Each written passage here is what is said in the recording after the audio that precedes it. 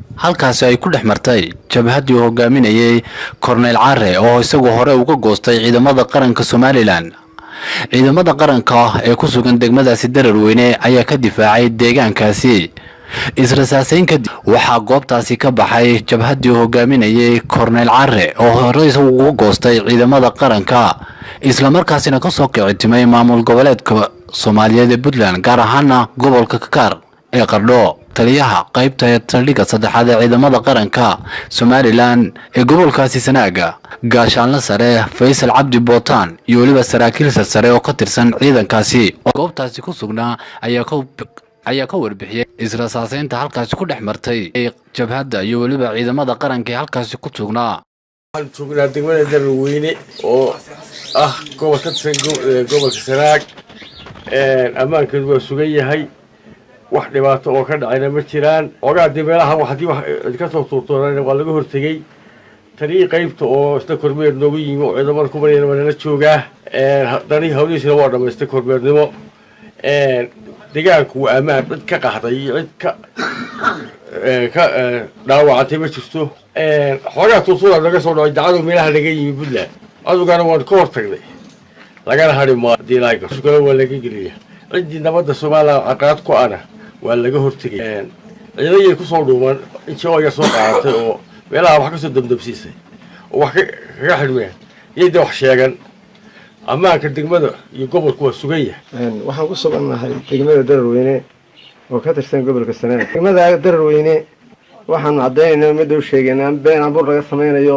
degmadaas way nabad qabtaa, wax dhibaato ah kuma dhicin. dadkeedu ma qaxin, dhibaato kale ma gaar. haddii xoogaa rasaas yar lagu soo tuuray sanqadheedu baa la maqlay, wax dhibaato ah u geysatay ma jiro. waxaan leenahay dadka soo dhaqdhaqaaqaya ee Puntland soo dirayso ee maatadoodii iyo carruurtoodii iyo dadkoodu meeshuu joogo loo soo diray rasaaskoodii ka waantooba waxaa u kaalaya dadkii iska daaya ceebta iska daaya cadiidadeedii ku hordhi mayso.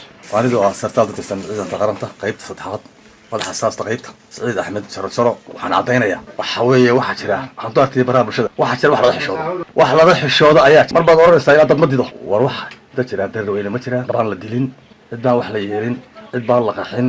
saraakiishii baan nahay qaybta saqar baan maqlay markaa wax tuurnayna meel mariya shaytaan la reebay. waxaan idin sheegaynaa barar labaad idin sheegaynaa cidda ka hadlaysa baraha bulshada war hal xishoodo. halkan waxaan u nimi annagu shalay baanu nimi aniga iyo saraakiil ka tirsan taliska qaybtu. waxaan u soo gaarnay ciidanka halkan jooga iyo qoladan degmada in aanu iswareysano xaaladaha ciidanka iyo xaaladaha deegaanka baanu iska wareysano. xalayto goor dambe saddexdii ahayd baan sanqadh ay soo dhacday. niman had iyo goor halkaa Qardho joogo dabada laga soo riixo oo loo soo diro dadku ayaa meelaha sanqadh yar oo aan qiimo lahayn ka soo tuuray. ka dagaal doonaya dagaalka waa la yaqaanaa. dagaalkan arbushka habeenimo dagaalada caadiga ah uu ka mid yahay, laakiin nin tamar daran uunbaa habeenkii miciinsada. waxaan leenahay nin kastoo ciidanka qaranka ka tirsanaa ee gobolka Sanaag iyo nawaaxigiisa madaxweynaha qarankuna uu ku ballan qaaday ninkii dalkiisa ku soo noqonayo inuu cafiyo. dawladana way ka go'an tahay. annaguna waxaan si qalbi furan baan u soo dhaweynaynaa. inamada la khaldeena waxay garteen wixii jiray ee xaqiiqda bay garteen. nin waliba ciidanka qaranka halkii uu ka joogay buu ku noqonayaa.